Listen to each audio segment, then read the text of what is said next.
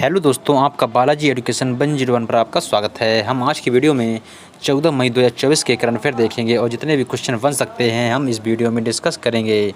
और प्रत्येक वीडियो की पीडीएफ फाइल आपको हमारे टेलीग्राम चैनल पर मिल जाएगी, जिसकी लिंक मैंने वीडियो की डिस्क्रिप्शन पर दे दिया है।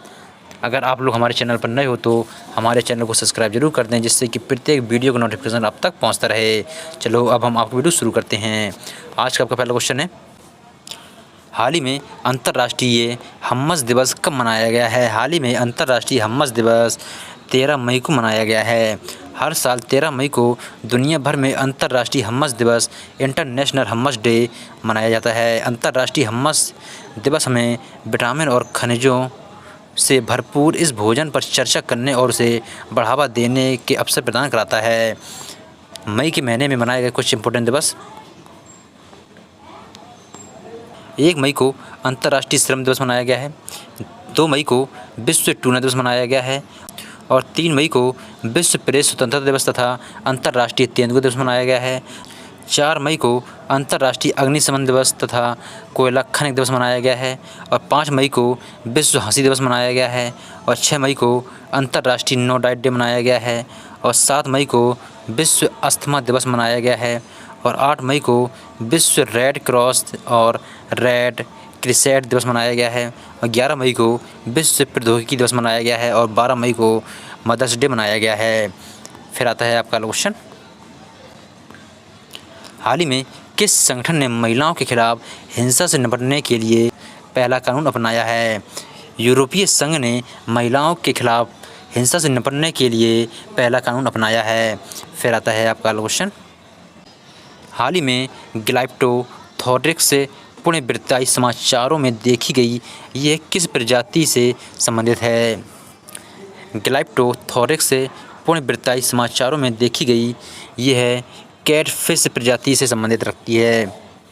ICAR-NBFGR ने अरुणाचल प्रदेश की ब्रह्मपुत्र नदी की सहायक नदी तुंग स्ट्रीम में एक नई कैटफिश प्रजाति ग्लाइप्टोथोरिक्स से पुनर्वृत्ति की खोज की गई है। फिर आता है आपका क्वेश्चन, हाल ही में 22वीं एशियाई टीम सीक्वेंस चैंपियनशिप का आयोजन किस देश में किया जाएगा? 22वीं एशियाई टीम सीक्वेंस चैंपियनशिप का आयोजन चीन देश में किया जाएगा। जब बात चीन की है तो चीन की राजधानी बीजिंग है। चीन की करेंसी रेमनवी है। चीन के प्रेसिडेंट शी जिनपिंग हैं। चीन से संबंधित कुछ इंपॉर्टेंट पॉइंट्स हैं। अंटार्कटिका वैज्ञानिक अध्ययन के लिए चीन ने क्विनलिंग स्टेशन का अनावरण किया है। भारतीय सेना ने चीन की सीमा पर ID&IS सिस्टम तैनात किया है। अमेरिका, ऑस्ट्रेलिया और जापान ने दक्षिण चीन सागर में संयुक्त अभ्यास किया है। चीन ने एक नया उपग्रह आइसलैंड प्रोब लॉन्च किया है। फिर आता है आपका क्वेश्चन, हाल ही में खबरों में रहा पायरेनीज पर्वत किन दो देशों के बीच प्राकृतिक सीमा बनाता है? स्पेन और फ्रांस के बीच प्राकृतिक सीमा बनाता है। फ्रांस और स्पेन के बीच पायरेनीज पर्वत दो देशों के बीच प्राकृतिक सीमा बनाता है। फ्रांसीसी राष्ट्रपति ने निजी बातचीत के लिए पायरेनीज टटूरमलेट पास पर चीनी राष्ट्रपति शी जिनपिंग की मेज़बानी की। पायरेन स्पेन और फ्रांस के बीच की प्राकृतिक सीमा बनाती है, जो भूमध्य सागर से अटलांटिक तक 500 किलोमीटर तक फैली हुई है। फिर आता है आपका क्वेश्चन, हाल ही में किसने बैंकों के लिए डिजिटल क्रेडिट सेवा शुरू की है? जेटा ने बैंकों के लिए डिजिटल क्रेडिट सेवा शुरू की है। जेटा होता क्या है? जेटा इंटरनेशनल लेवल पर बैंकों के लिए टेक्नोलॉजी प्रोवाइडर है। फिर आता है आपका क्वेश्चन, हाल ही में पाकिस्तान ने किस देश के सहयोग से अपना पहला चंद्र मिशन क्यूमर लॉन्च किया है? पाकिस्तान ने चीन देश के सहयोग से अपना पहला चंद्र मिशन क्यूमर लॉन्च किया है। पाकिस्तान और चीन के सहयोग से पाकिस्तान का पहला चंद्र मिशन क्यूमर लॉन्च किया है। पाकिस्तान के institute of space technology IST SUPARCO और चीन के SJTU द्वारा विकसित 7 किलोग्राम पर उपग्रह चीन के चियांग-E6 मिशन पर हिस्सा है। फिर आता है आपका अगला क्वेश्चन। हाल ही में भारत और किस देश के द्वारा राजनीतिक पासपोर्ट के लिए वीज़ा छूट समझौते पर हस्ताक्षर किए गए हैं? भारत और मोल्डोवा के द्वारा राजनीतिक पासपोर्ट के लिए वीज़ा छूट समझौते पर हस्ताक्षर किए गए हैं। फिर आता है आपका अगला क्वेश्चन। हाल ही में किसने IMS के लिए दुनिया का पहला ISO 4201-2023 प्रमाणन प्राप्त किया है? इंफोसिस ने AIMS के लिए दुनिया का पहला ISO 4201-2023 प्रमाणन प्राप्त किया है। AIMS का फुल फॉर्म होता है आर्टिफिशियल इंटेलिजेंस मैनेजमेंट सिस्टम। फिर आता है आपका अगला क्वेश्चन। हाल ही में दोहा डायमंड लीग में नीरज चोपड़ा ने कौन सा पदक जीता है? दोहा डायमंड लीग में नीरज चोपड़ा ने सिल्वर पदक को जीता है। यह है नीरज चोपड़ा, इन्होंने ओलंपिक में गोल्ड मेडल जीत चुके हैं और दोहा डायमंड लीग में सिल्वर पदक जीत चुके हैं। फिर आता है आपका अगला क्वेश्चन। हाल ही में राष्ट्रपति द्रौपदी मुर्मू ने दिव्यांग social activist doctor KS Rajanna को किस पुरस्कार से सम्मानित किया गया है?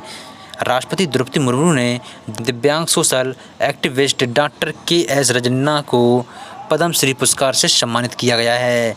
ये हैं डॉक्टर KS राजन्ना। फिर आता है आपका क्वेश्चन। हाल ही में किसे मुंबई क्रिकेट टीम का मुख्य कोच नियुक्त किया गया है? ओंकार साल्वी को मुंबई क्रिकेट टीम का मुख्य कोच नियुक्त किया गया है। फिर आता है आपका अगला क्वेश्चन। हाल ही में किस देश के पर्वतारोही कामी रीता शेरपा ने माउंट एवरेस्ट पर सर्वाधिक बार चढ़ने की विश्व रिकॉर्ड बनाया है? नेपाल देश के पर्वतारोही कामी रीता शेरपा ने माउंट एवरेस्ट पर सर्वाधिक बार चढ़ने का विश्व रिकॉर्ड बनाया है। यह है कामी रीता शेरपा। कुछ इंपोर्टेंट पॉइंट्स हैं। नेपाल के जाने माने पर्वतारोही कामी शेरपा ने माउंट एवरेस्ट पर सर्वाधिक बार चढ़ने का अपना ही विश्व कीर्तिमान तोड़ दिया है। 54 वर्षीय यह पर्वतारोही 8,849 मीटर ऊंचे इस शिखर पर 29वीं बार पहुंचे हैं। नेपाल से संबंधित कुछ इंपोर्टेंट पॉइंट्स हैं। बहुराष्ट्रीय सैन्य अभ्यास शांति प्रयास फॉर नेपाल में शुरू हुआ है। नेपाल में तमांग समुदाय ने सोनम लोसार के अवसर पर नया साल मनाया है। नेपाल अगले 10 वर्षों में भारत को 10,000 मेगावाट बिजली का निर्यात करेगा। आधिकारिक तौर पर समलैंगिक विवाह का पंजीकरण करने वाला पहला दक्षिण एशियाई देश नेपाल बना है। फिर आता है आपका अगला क्वेश्चन।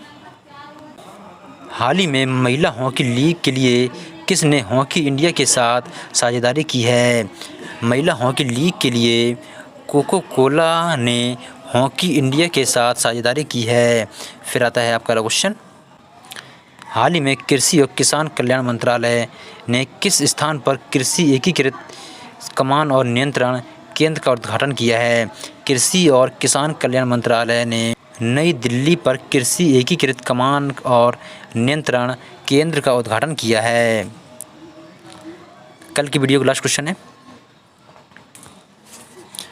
हाल ही में किसने भारतीय नौसेना के चीफ ऑफ पर्सनल का पदभार संभाला है?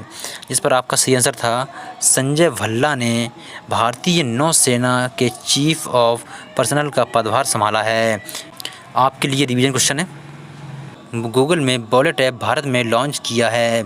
जर्मनी की कंपनी ने मोमबत्ती के मोम से चलने वाले रॉकेट का परीक्षण किया है। मिस टीन USA 2023 उमा सूफिया श्रीवास्तव ने अपना खिताब छोड़ा है। T20 में 350 विकेट का आंकड़ा छूने वाले पहले भारतीय खिलाड़ी युजवेंद्र चहल बने हैं। नेपाल में माता तीर्थ ओसी उत्सव मनाया गया है। रियल मैड्रिड फुटबॉल क्लब ने 36वां ला लीगा खिताब जीता है। सैन्य तानाशाह इदरीस डेवी ने चाड के राष्ट्रपति का चुनाव जीता है। ICC महिला T20 विश्व कप 2024 का आयोजन बांग्लादेश में किया जाएगा। आईसीसी महिला T20 विश्व कप 2024 का आयोजन बांग्लादेश में किया जाएगा। शॉर्ट फिल्मिंग को भारत की पुरुष बास्केटबॉल टीम का मुख्य सचिव नियुक्त किया गया है। वर्ल्ड प्रेस फ्रीडम इंडेक्स 2024 में नॉर्वे शीर्ष पर रहा है।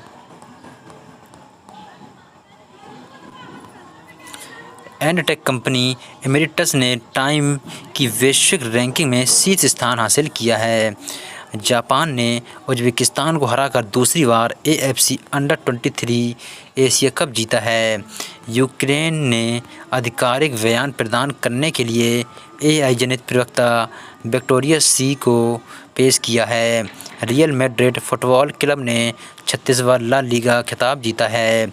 बजाज ऑटो दुनिया की पहली CNG से चलने वाली मोटरसाइकिल लॉन्च करेगा। आईसीसी वुमेन्स T20 विश्व कप 2024 का आयोजन बांग्लादेश में किया जाएगा। यूनिसेफ इंडिया की नेशनल एम्बेसडर करीना कपूर बनी हैं। चीन ने थॉमस और ओवेर कप बैडमिंटन का खिताब जीता है। पुरातत्वविदों ने सर्बिया में 7000 साल पुरानी प्रागैतिहासिक बस्ती का पता लगाया है।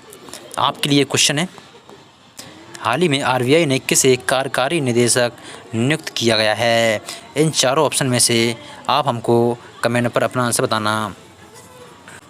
अगर आपको किसी क्वेश्चन पर डाउट होता है तो आप हमारे टेलीग्राम, इंस्टाग्राम, फेसबुक पर फॉलो कर सकते हैं, जिसकी लिंक मैंने वीडियो के डिस्क्रिप्शन पर दे दी गई है। अगर आप लोग हमारे वीडियो पर नए हो तो हमारे चैनल को सब्सक्राइब जरूर कर दें, जिससे कि प्रत्येक वीडियो का नोटिफिकेशन आप तक पहुंचता रहे। फिर मिलते हैं कल के नए वीडियो के साथ, तब तक के लिए जय हिंद, जय भारत।